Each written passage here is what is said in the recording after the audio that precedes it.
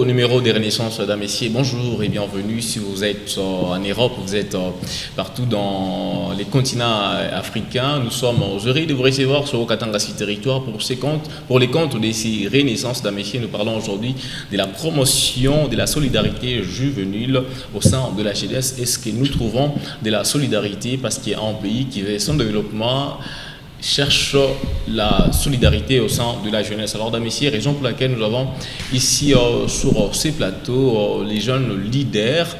Alors, nous allons les recevoir justement pour essayer de discuter sur cette thématique, l'analyser et sortir des réponses que beaucoup de gens se posent quant à la solidarité. Justement, aussi un message qui est lancé par la première ministre ou la première ministre qui appelle les jeunes à la solidarité, le jeune à l'éveil patriotique aussi pour lutter contre la corruption. Alors, messieurs, sur ces plateaux, j'ai l'honneur de recevoir pour vous Dani Kayembe. Il est coordonnateur de la structure Jeunes en Marche, mais aussi accompagné de Paul Chibango, un jeune leader, et aussi Ben Chibaka. Il est chargé de l'administration au sein de cette structure. Alors, messieurs, je les reçois pour vous afin que nous puissions démarrer cette grande thématique.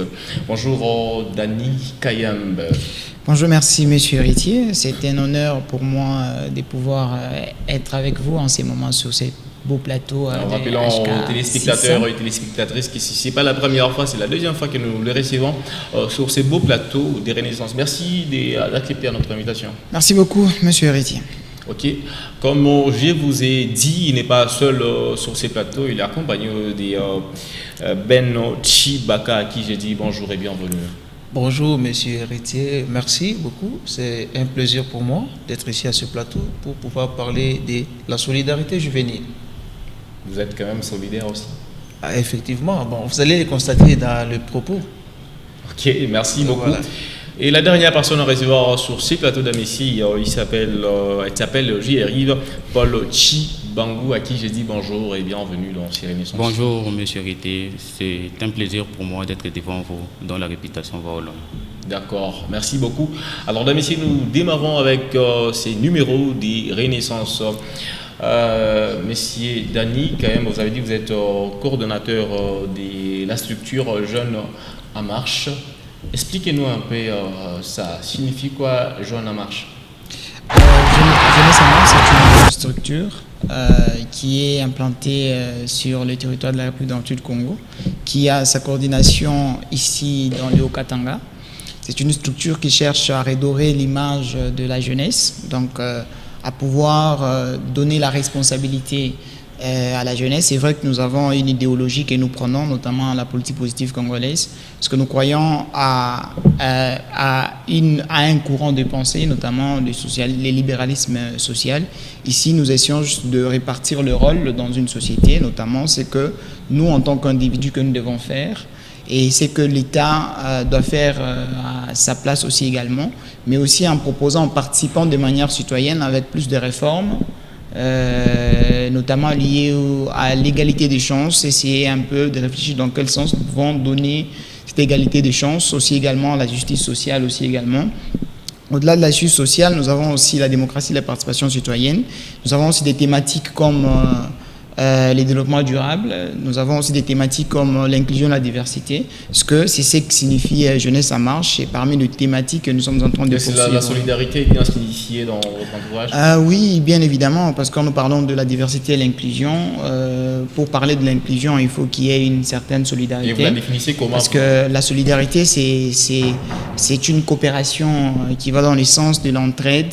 Okay, au-delà de l'entraide, de soutien mutuel, de l'appartenance à une structure, comme par exemple à tous les jeunes de la province du Haut-Katanga, peuvent s'appartenir à l'idéologie des savoirs de la politique positive congolaise, c'est-à-dire nous devons, parce que ça fait déjà un bout de temps que nous essayons de maudire notre pays, dire le mal de notre pays, alors c'est le temps de penser un peu positif pour notre pays, dans le sens que et cela doit être dans une majorité, cela doit être répandu, et la solidarité, c'est créer un lien d'entraide afin de de lutter sur des défis communs, notamment le chômage, les défis, notamment l'agression, par exemple à l'est du pays, ce qui fait que on a besoin de cette appartenance-là que nous définissons dans notre structure Jeunesse en Marche. Ok, merci beaucoup. Et Ben Chibaka, quels sont les aspects qui définissent la solidarité au sein de la jeunesse congolaise? Merci, M. Retier, pour la question posée. Les aspects qui définissent la solidarité au sein de la jeunesse. Je peux ici épingler d'abord, premièrement, anthropologiquement parlant. Je vais vous dire ici que nous allons voir d'abord le valeur culturel. Ok. Le valeur culturel, nous allons nous atteler sur ça. Pourquoi? Parce que dans certaines cultures africaines, je peux dire généralement en Afrique, le respect aux aînés, c'est une valeur. Et ça peut définir aussi la solidarité juvénile. Cette solidarité, on a entendu parler dans l'essence du développement qui promeut un développement. Absolument. Dans l'essence que je parle avec vous, c'est anthropologique et on doit aboutir au développement. Vous savez, quand vous êtes ensemble, vous coopérez ensemble, vous devez recourir d'abord aux facteurs culturels. Le respect aux aînés, donc les hommes âgés sont considérés comme les gardiens de la sagesse et de l'expérience. Et souvent, on sollicite leurs avis dans la prise de décision. Donc, au sein de la jeunesse, pour que cette solidarité soit vraiment efficace, il faut tenir compte du respect des aînés. Voilà un peu ce que je peux dire. Si je pars encore loin, l'accueil, l'hospitalité, c'est une valeur. Voilà ce qui peut définir la solidarité juvénile entre les jeunes. Si on tient compte de ces aspects-là, moi je crois que cette solidarité sera vraiment efficace au sein de la jeunesse. Alors, à quoi on base-t-on cette solidarité pour le développement de l'RDC? Sur quelle base peut-on placer cette solidarité pour que ça rapporte, ça ramène cette nation à son développement? Cette solidarité, premièrement, doit être beaucoup plus dans la jeunesse, dans le cadre de la production, du travail. La solidarité n'est pas seulement un concept social, mais aussi économique. Entre autres, les jeunes solidaires qui promeuvent la production, le travail, entre autres la production des produits alimentaires. Vous savez, la RDC a un potentiel halieutique annuel de plus de 7000 tonnes, ce qui est presque exploité à 30%. Vous avez vérifié cette information? Oui, j'ai vérifié et certifié. Ok. La production est de 240 000 tonnes par an. Vous voyez, des jeunes solidaires et travailleurs peuvent créer quelque chose qui va permettre à ce que notre pays puisse commencer à produire et nourrir nos populations. Donc c'est la solidarité qui manque à cette République au sein de la jeunesse pour que la République démocratique du Congo soit aussi indépendante du point de vue alimentation. Oui, je vais essayer un peu de paricocher cette question parce que la solidarité joue un rôle très capital dans une société, notamment un capital social solide, c'est-à-dire lorsque vous avez cultivé les liens d'entraide, les liens d'une coopération, les liens de partage, de nous voir comme frères, je pense que cela va créer ce qu'on appelle un capital social et solide. Okay. Même si l'extérieur ne va pas vous pénétrer d'une manière si facile que ça. Il n'y a pas que la création d'un capital solide, mais il y a aussi la question de partage d'innovation que cela peut apporter, au-delà de partage d'innovation et la question aussi entrepreneuriale. Parce que vous savez, aujourd'hui, la question entrepreneuriale, c'est une question qui n'est pas seulement individuelle, c'est une question qui nous renvoie à une certaine solidarité. Solidarité, voulais-je dire, notamment, on a besoin des associés, on a besoin de partager nos idées envers les autres. Même l'association telle que nous sommes, Jeunesse en Marche, nous avions besoin de jeunes, nous avons besoin de créer ce qu'on appelle un lien d'appartenance, que chaque individu se sent chez lui. Vous voyez? Et si nous arrivons à notre pays à pouvoir intérioriser cette culture-là, de créer un capital social, de créer un lieu de partage, notamment sur la question entrepreneuriale, sur la question d'innovation. Il n'y a pas que ça, il y a aussi la question d'engagement civique, parce que la solidarité joue aussi dans l'engagement civique. Parce que ça permet à ce que nous tous, nous soyons... Dans cet engagement civique, nous avons vu des jeunes séparés justement parce qu'ils se sont retrouvés face à des politiciens qui les ont influencés sur quelques points. Alors ils ont jugé bon de se diviser. Oui, c'est ça même le défi. Quand je parlais de la solidarité, je me suis beaucoup plus m'altérer à des défis communs. Quand on est ensemble, on crée ce qu'on appelle la paix sociale. Lorsqu'on est ensemble, nous luttons contre les chômages, nous luttons contre la délinquance juvénile et nous luttons contre la guerre. Parce que pendant ces temps ici, nous avons besoin de la solidarité pour lutter contre l'ennemi en question. Parce que si par exemple, nous nous retrouvons dans une certaine mesure, il y a la question de manipulation que vous avez parlé, j'aimerais bien citer tout par son nom, la manipulation, c'est vrai. Il y a un principe qui dit diviser pour bien régner. Et les gens solidaires sont ces gens-là qui n'ont que ces principes-là ne pas dans leur vocabulaire. Parce que lorsqu'on divise, il n'y a pas la paix sociale. Et lorsque chaque personne se sent dans une sorte des inégalités, parce que par moment, je parlais aussi parmi les thématiques que nous poursuivons, les inégalités sociales. Lorsqu'il y a la solidarité, il n'y a pas les inégalités sociales. C'est que nous renvoie déjà à un rôle que la solidarité va jouer, c'est la paix sociale. Et donc, c'est vrai qu'il y a ces jeunes-là, moi, c'est juste les interpeller de pouvoir revenir à la raison, parce que nous ne pouvons pas développer notre pays en cherchant d'abord notre propre bénéfice, notre propre intérêt, mais lorsque nous sommes solidaires, nous pouvons aller très loin, nous pouvons construire et bâtir une nation solide, consciente, et une nation dans laquelle nous donnons la chance à tout le monde, une nation dans laquelle plutôt il y a la justice sociale, une nation dans laquelle il y a la démocratie, parce que chacun au moins dans les 5 mandats, dans les 5 années qu'il aura au pouvoir, il fera un effort de pouvoir maximiser et laisser la chance à l'autre. Et lorsqu'il y a aussi cette solidarité, on pense aussi à un développement durable, parce que celui qui est manipulé, il se détache. C'est temporaire. Il ne pense pas à l'avenir. Parce que le développement, c'est l'avancement tourné vers... c'est cet avancement qui est présent et futur. Parce que nous vivons le développement et nous devons léguer ce développement aussi aux enfants, à ceux qui viennent après nous. Celui qui accepte la manipulation ne pense pas à ceux qui viennent après. Après lui, il y aura quoi? Après lui, il n'y aura personne. C'est comme ça que nous avons connu des dictateurs au pouvoir qui se sont éternisés au pouvoir, sans préparer un développement durable politique, sachant qu'après moi, qu'est-ce qui vient après? Et une fois quitté le pouvoir, même sa famille, même ses enfants, même ses amis seront censés quitter le pays. Aujourd'hui, c'est la quête. Le président de la République a lancé dernièrement une campagne d'éveil patriotique de la jeunesse congolaise. Et c'est la première ministre aussi a pris.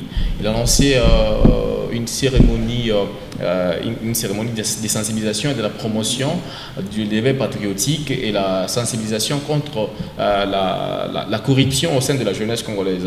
Ils ont lancé ça. Alors pourquoi cette mission aujourd'hui est venue au sein de la jeunesse? Est-ce la jeunesse congolaise n'est pas solidaire, ou cette jeunesse congolaise est en train de voir les choses de l'autre côté du rideau?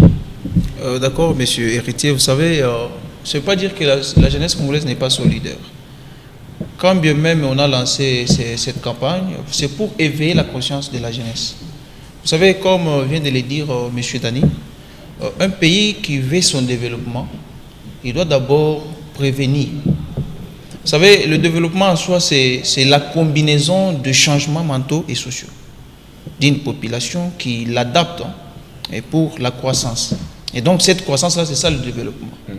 Mais si la jeunesse n'est pas solidaire, ne partagent pas ensemble, ne collaborent pas, ne coopèrent pas, comment est-ce qu'un pays peut atteindre son développement si c'est une combinaison de changements sociaux,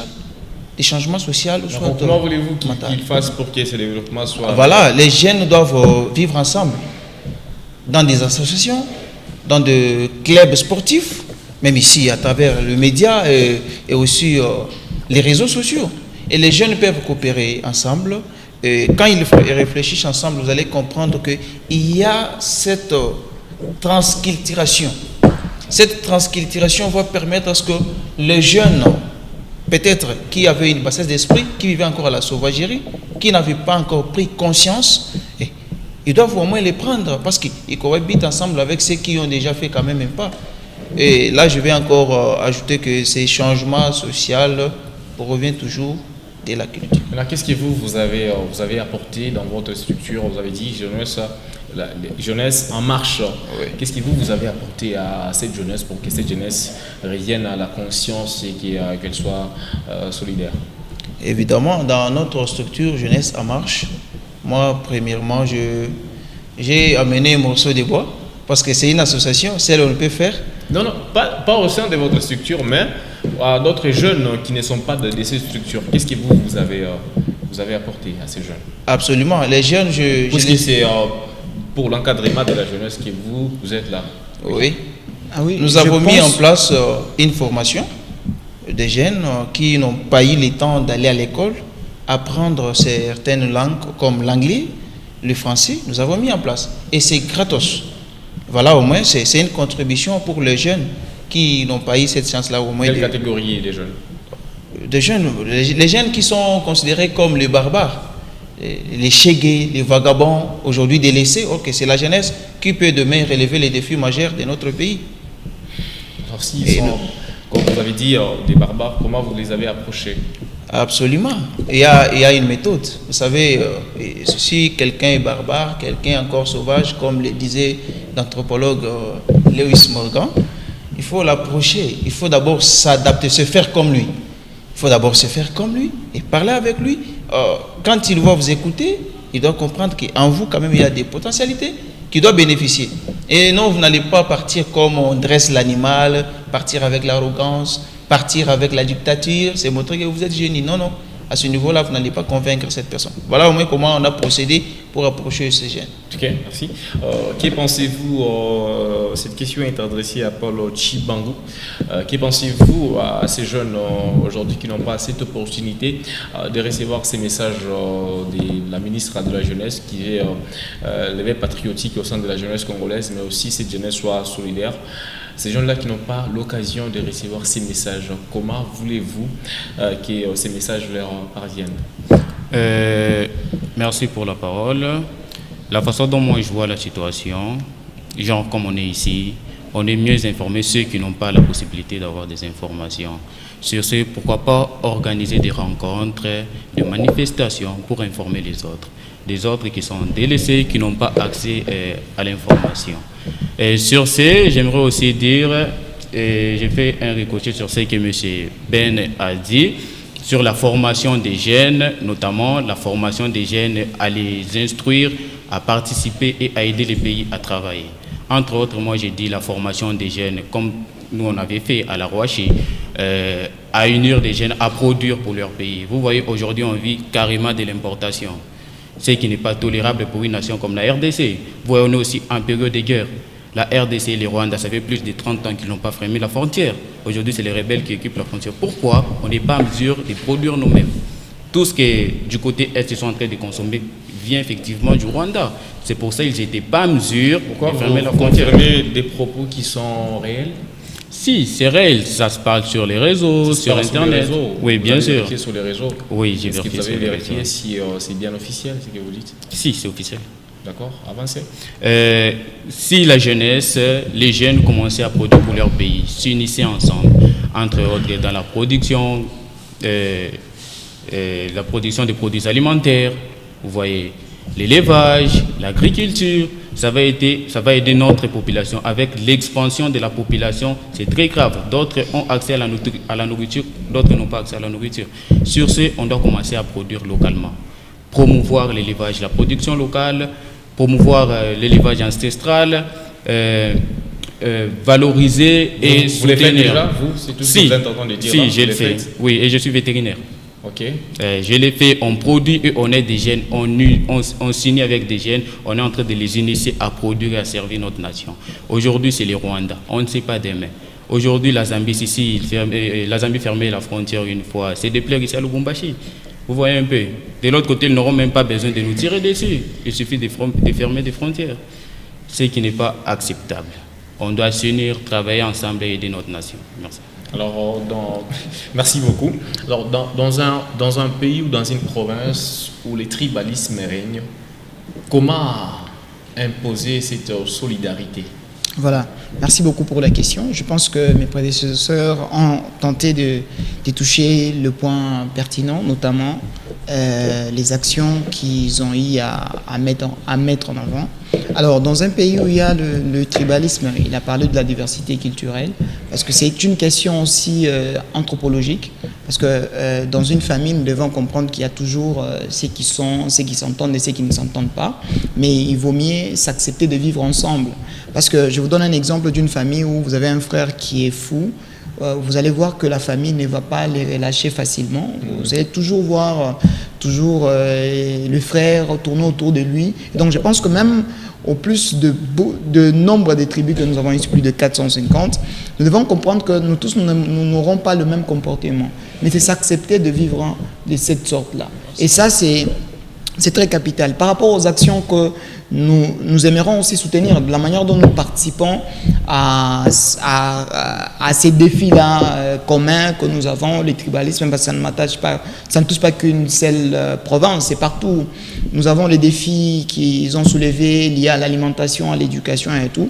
Comment nous, à notre niveau, étant Jeunesse Ça Marche en train de faire, au niveau, nous avons parlé de l'éducation. Nous, d'abord, nous avons mis l'éducation en avant. Nous avons lancé une formation avec... Pourquoi vous avez mis l'éducation en avant? Oui, nous avons mis... qu'il y a des fois dans l'éducation? Effectivement, c'est un défi, mais ça se fait, mais c'est un grand défi. Je vous donne un exemple pratique. Nous avons lancé une formation avec le Rasta à Kiwel, avec la structure Jeunesse Ça Marche. Nous sommes arrivés pour les offrir une formation en anglais.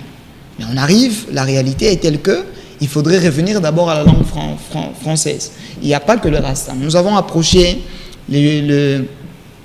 l'équipe peut-être de Junafake, Scorpion et tout. Nous avons quand même essayé, parce qu'il y a aussi des jeunes, nous avons réuni, ils ont accepté l'équipe de Junafake qui ont vraiment la volonté de pouvoir améliorer quelque chose avec le général RDC à l'époque. Nous avions lancé une formation avec ces jeunes.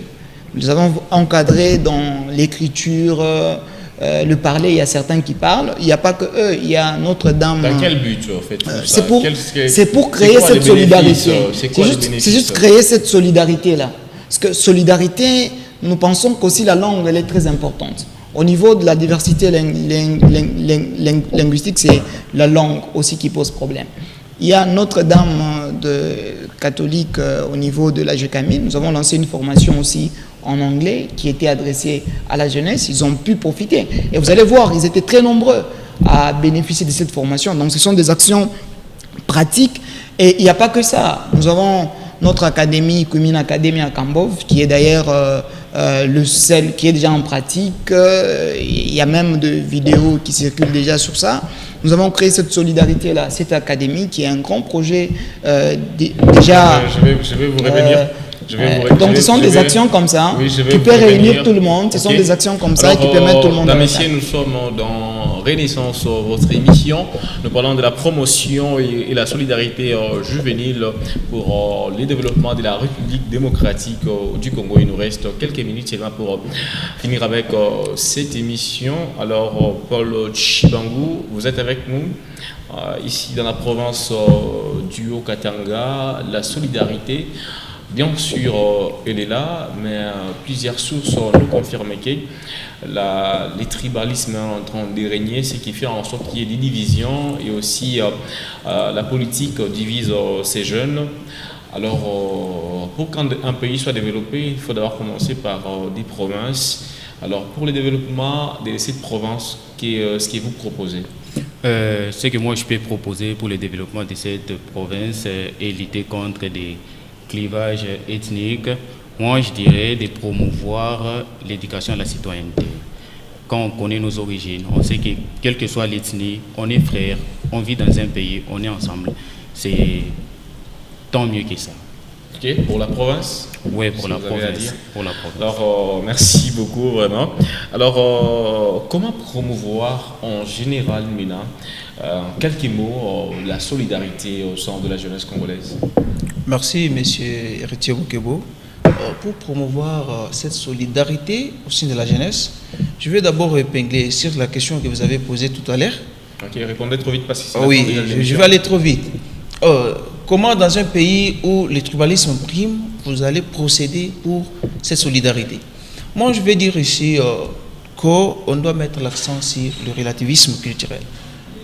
On doit rester loin de nos différences, mais proche de nos ressemblances. Okay. Il y a des ressemblances entre les humains et la question de différence qui se montre dans sa forme la plus claire du relativisme culturel. Considérer l'autre comme il est, tel qu'il est. C'est comme c'est genre une motivation, regardez la caméra. Voilà, okay. Considérer l'autre tel qu'il est, il ne faut pas chercher à les contraindre ou soit venir avec l'esprit impérialiste pour détruire les traits culturels. C'est quoi l'esprit impérialiste? Pardon? C'est quoi l'esprit impérialiste? Voilà, impérialiste, c'est un sentiment de vouloir imposer sa culture à l'autre, au détriment de ses valeurs culturelles. Okay, voilà, si nous mettons l'accent sur la diversité culturelle, respecter la culture de l'autre, je crois qu'on doit bien cohabiter, on doit respecter chacun dans sa... coordonnateur de la structure de la jeunesse en marche, un mot pour les Lushois qui nous suivent par rapport à cette thématique. J'ai juste 4 demandes à faire, notamment la première demande que je mets par rapport à l'éveil patriotique, c'est l'éducation. Donc nous devons promouvoir l'éducation, nous devons aussi promouvoir l'engagement associatif, ce que appeler à la jeunesse d'entrer dans des associations et que ces associations-là soient aussi active à pouvoir mettre en avant les valeurs de chaque jeune. À part ça, il y a aussi la politique publique. Vous avez parlé tout à l'heure de la division, la politique qui divise et tout. Moi, j'aimerais que nous puissions essayer de réformer cette question de la politique publique. À part ça, le 4e pilier, c'est les réseaux sociaux. Donc, nous essayons de promouvoir les côtés réseaux sociaux, ce que nous disons, ce que nous parlons et tout ce que nous informons. Merci beaucoup à l'autre sur ces beaux plateaux des Renaissances, j'y arrive. Merci beaucoup à vous tous. Alors, mesdames, messieurs, c'est la fin de cette émission, de ce nouveau numéro des Renaissances. Merci à la grande équipe qui nous a accompagnés, notamment Girès Jacquem et Feli Moudimbi. Mesdames, messieurs, nous vous disons sincèrement merci et à la prochaine.